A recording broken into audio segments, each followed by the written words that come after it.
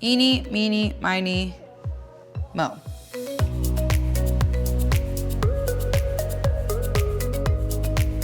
Hello there, I'm Sasha and I'm your host for this episode of Alt Baking Bootcamp with Well+Good.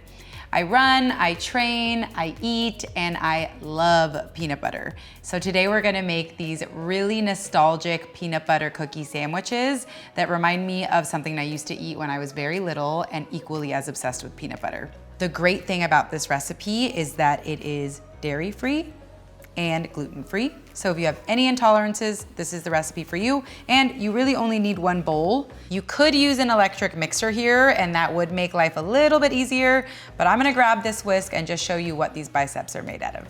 Diving right in, all you need to do is cream together creamy peanut butter, although I am a crunchy fan, which will be what our filling is made out of. You want the creamy peanut butter for your cookie dough. And I'm using unsalted here because I wanna be able to control the salt content of these cookies. We're gonna go with some maple syrup. And I'm gonna just start to whisk right away because as you add, oh God, a lot of elbow grease. As you add the maple syrup, it's really gonna thin out the peanut butter. And you're just looking for a super smooth, creamy consistency, and you wanna make sure that the maple syrup is fully incorporated into the peanut butter.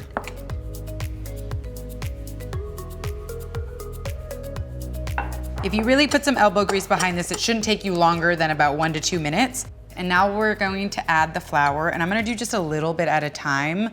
That way I don't make my life harder than it needs to be.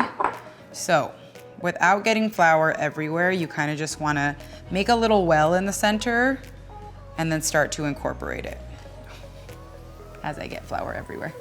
Once you think that this whisk has pretty much had it with all the peanut butter in it, you can switch back to your spatula and just start to fold in the flour.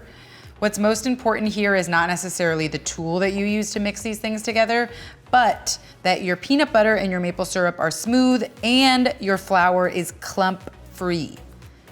So now just going from the sides and folding it into one another. As soon as the flour gets absorbed, it'll form this dough that basically sticks to itself.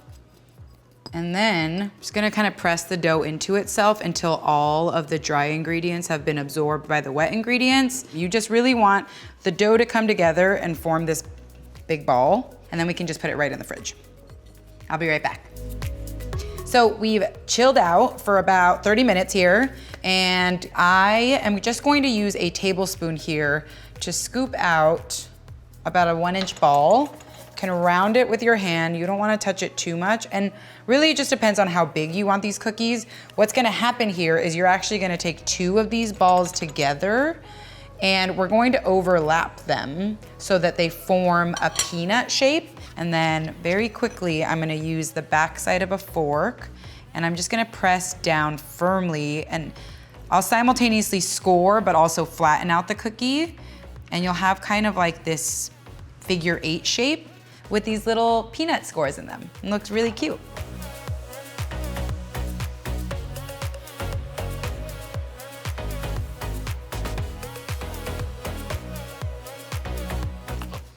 Ta-da! Now we're gonna pop these into your 350-degree oven for approximately 12 minutes. And don't forget to rotate halfway through. We'll let them cool, and then it's cookie sandwich time. See you in a bit. All right, my little peanuts. We've got our own little peanuts, nice and ready. Took them out of the oven, let them cool for about 10 minutes. They're very quick to cool down. And now we're gonna fill them. And this is super simple. It's just crunchy peanut butter, unsalted, with some coconut sugar that I've whisked into it, and then a tiny, tiny bit of tapioca starch. And again, I am totally a crunchy peanut butter connoisseur, so I've used crunchy, but if you're not a fan of the crunch, then you could go with creamy. So I'm gonna turn one over and just put it right in the middle. And you don't really need to do a ton of work here. If you just spread it out with the back of your spoon, all you have to do is grab another cookie and then again, press right through the center. You'll see it start to ooze out on either side. And you got yourself a nice little cookie here.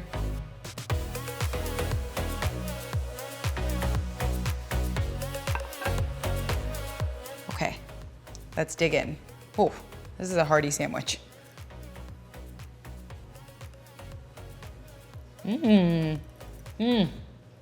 Peanut butter, more peanut butter. And I'm not mad at it.